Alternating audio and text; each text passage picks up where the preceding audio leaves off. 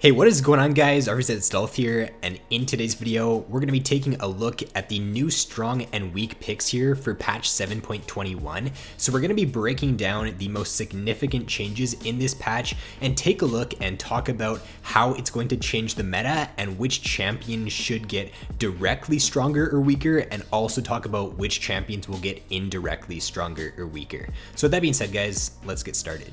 So the first change that we're going to take a look at for 7.21 is going to be the much awaited nerf to Ardent Sensor. So Ardent Sensor, you could say it's getting gutted in this patch. I'll put up the changes here, but basically the damage on it is getting reduced by a lot in the early game. The attack speed is also getting reduced by a lot in the early game. The scaling is still alright on the item, but what in my opinion was making the item so strong is it just gave your AD carry an insane power spike right when you picked up the item, and you could almost not trade against the enemy team if they had Ardent and you didn't. So by them nerfing the early game here on Ardent Sensor, I think that's what the item needed a nerf targeted towards. And even though the late game on Ardent Sensor is still not that bad, I feel like this change is a really good one, and it's definitely going to shift the meta for the support role in the bot lane.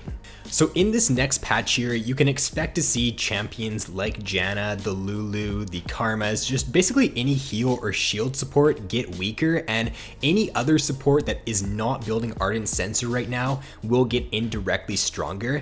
And these champions that were generally pretty good against these squishy supports before, like the Nautilus, the Braum, the Blitz, the Thresh, I think they're going to be much stronger in this patch, because when you do end up getting the Ardent Sensor now, if you're playing a healer shield support, it's not going to mean you're just invincible and the enemy just can't kill you. So I feel like these all-in supports and these high damage supports should do pretty well in this next patch against these Ardent Sensor supports.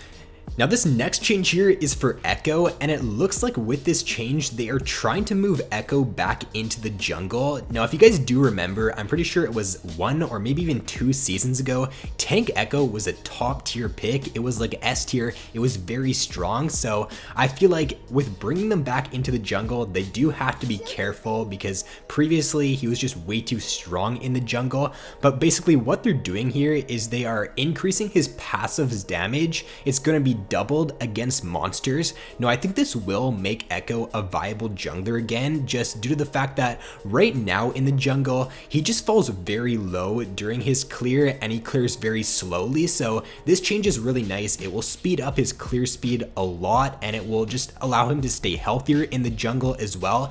I would really like to see this change bring Ekko jungle back into the meta, but not make him like a super OP pick like he was before. In my opinion, this change should at least bring him back into viability as a jungle pick. We'll have to wait and see, but if this change does bring Ekko back into the jungle, then I think that's a really nice change, because overall Ekko is one of my favorite champions, if not my favorite champion to play right now.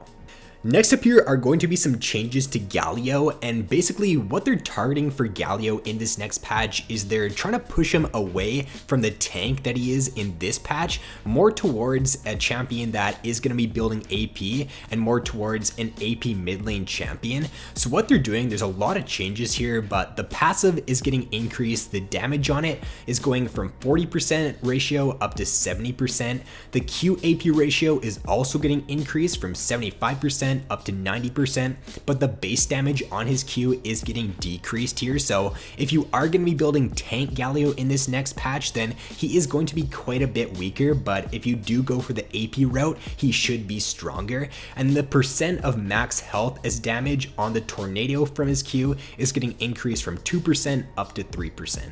Now Gallio's W is also getting a change. It is kind of hard to understand, and it took me a little while to understand, but basically the change is a little bit more of a nerf than a buff. They're giving it an AP ratio, and they're also having it scale with your MR instead of your bonus magic resist. But what they're doing is they are reducing the damage reduction against physical attacks by 50%. So it's still gonna have a good effect against magic damage incoming, but the damage reduction against physical attack is gonna be quite a bit worse, and therefore I would say this is definitely more of a nerf than a buff to Gallio's W.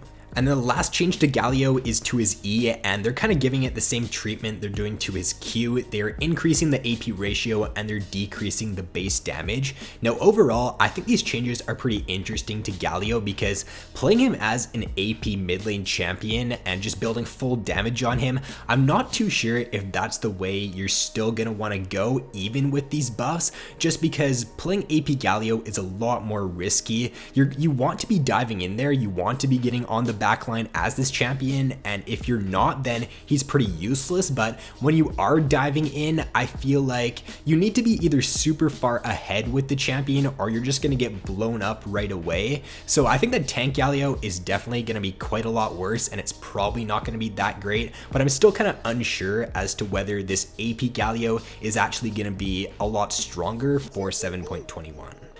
So the next changes here are to Rammus, and I'm not going to go completely into detail about these changes. Basically what they're doing to Rammus is they are making him a little bit more vulnerable against AP enemy composition. So they're kind of bringing that identity back into Rammus as to being a champion who is really good against these heavy AD compositions, and therefore what they're doing is they're increasing the bonus armor you get from your W, but they're decreasing the bonus magic resist you get from it by quite a bit. So in situations to where you're up against a full enemy AD composition, this would be a buff to Rammus, but if the enemy team does have at least like 1 or 2 AP threats, then this overall should be a nerf here to Rammus in 7.21.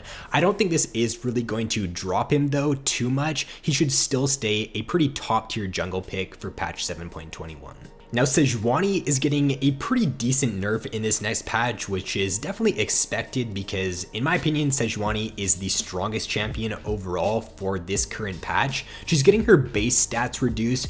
Her E is also getting a damage decrease on it, which is actually quite a bit. At rank 5 it's getting halved, so it's going from 120 down to 60. Overall, I think this change will put Sejuani more in line in this next patch. I don't think it's going to drop her from S tier. It shouldn't drop her from S tier, but she is going to be a little bit more balanced for 7.21.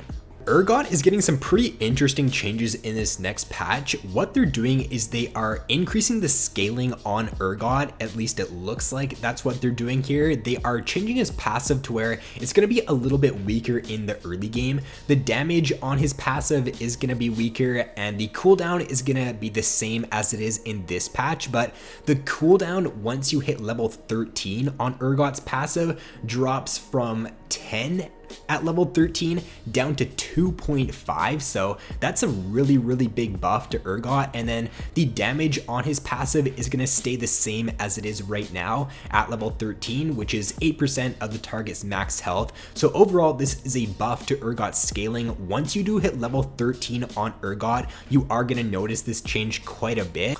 Now Urgot's Q is getting a little bit of a buff here as well as a nerf. They are increasing the mana cost, or they're just making it a flat 50 mana now at all ranks, so that is a bit of a buff to his later game once you get that maxed out, but it is a nerf to his early game. And they are decreasing the detonation time on his Q, so it's from 0.85 seconds down to 0.5 seconds now, and that's actually a pretty nice change here to Urgot because it just means that being able to hit your Q is going to be a lot more reliable now, and the enemy's ability to dodge out on that and react to it is going to be quite a lot worse for 7.21.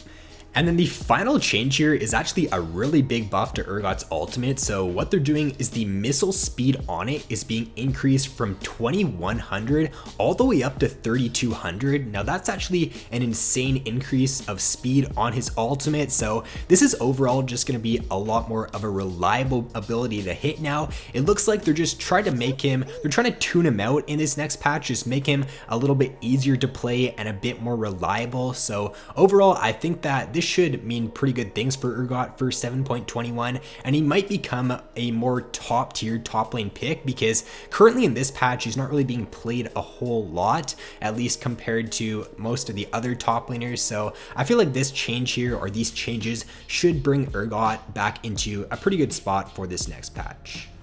And then lastly here, I just want to briefly touch on a change that will be coming not to this patch, but to patch 7.22. I probably won't be doing one of these videos for 7.22 just because that's the patch to where every single champion is getting a buff to their base stats to compensate for runes going away and for the masteries going away and going into the runes reforged. So what they're doing is they're basically increasing the base AD on almost every single champion.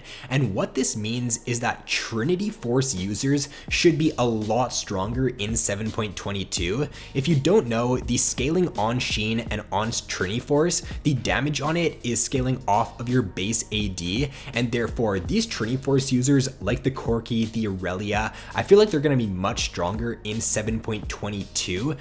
Corki is also getting a buff to his Q, it looks like, for 7.22. So if you are someone that does main Trinity Force champions in general, then I'd be looking out for them in 7.22. That will be 2 patches from now. So I think that patch hits around November 8th or sometime in November, but just to let you guys know about that change because I think it is going to be pretty significant in 7.22. So that is going to be all for this video, guys. If you did enjoy, then please be sure to leave a like and subscribe if you have yet to already. So thanks for watching, have an awesome day, and I will see you in my next video.